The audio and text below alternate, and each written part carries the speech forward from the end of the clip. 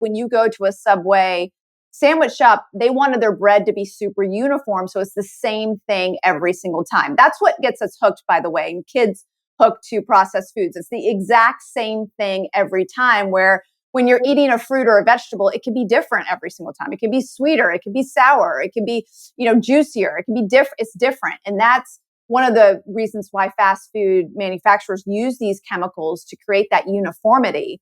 But this was definitely not a chemical that was necessary for our health, right? And it was also problematic in the fact that when it was heated, it turned into semicarbazide, which is a carcinogen. And then also the factory workers that dealt with this chemical, if they inhaled it, they would get asthma.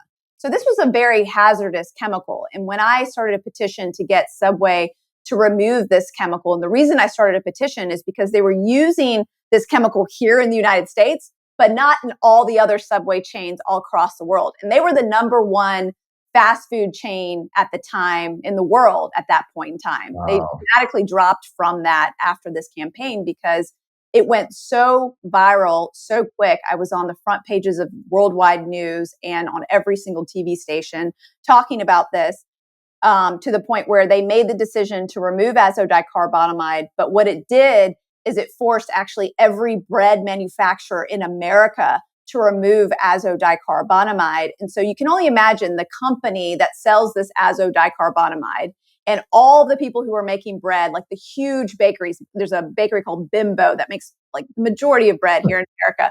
And you might have seen their trucks. But I'm sorry, is there a food bimbo brand? Because that would just be so funny. That would be funny. But so you can only imagine the amount of money and that was interchanged in that just one transaction of one campaign. And there's been several that, we've led in terms of getting chemicals out of food. And so billions of dollars are in play. And so when you talk about all of the pushback that you've gotten for saying the things that you say, I resonate with that so much because I became a target and actually wrote an entire book about this. It's called Feeding You Lies, about how I was targeted by the chemical industry to make it look like I didn't know what I was talking about.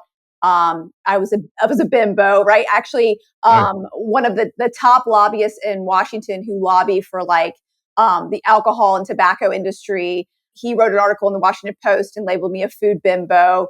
I had my Wikipedia page taken over. I had talks. Still is taken over. Yeah. That's awesome. Yeah. So like the talks that I would give at these different universities when they would hire me to talk there, and they would literally be run down like the websites with like troll comments and like fake tickets and things like that. Like people would just go and like try to buy fake tickets so it would look like it was sold out, so nobody could buy a ticket. They play dirty, these big chemical companies. I mean, it's crazy to the point where I've had to have security at events because of the amount of trolls and people who are hired by the chemical industry to kind of track me and show up at all my talks. I remember I was giving counter protesters and stuff like that. Yeah, and I remember I was giving a talk at Blog Her, which is like a big blogger conference. I don't even know if they still have it, but it was back in the day. And in the audience was like Monsanto. Like, what is Monsanto doing here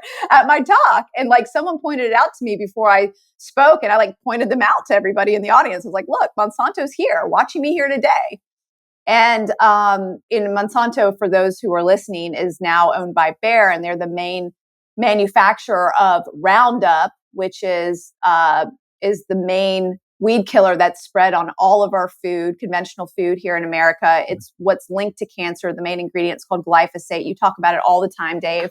I hope people know what that is now, because now there's been a million lawsuits, it feels like, that have been in victory of showing that it causes non-Hodgkin's lymphoma in people.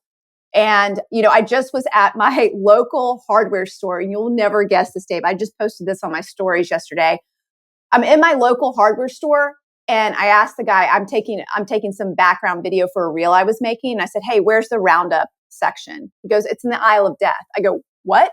He goes, yeah, it's labeled the aisle of death. And I look up at the top where like all of the, the cryon, uniform signs are, it says aisle of death.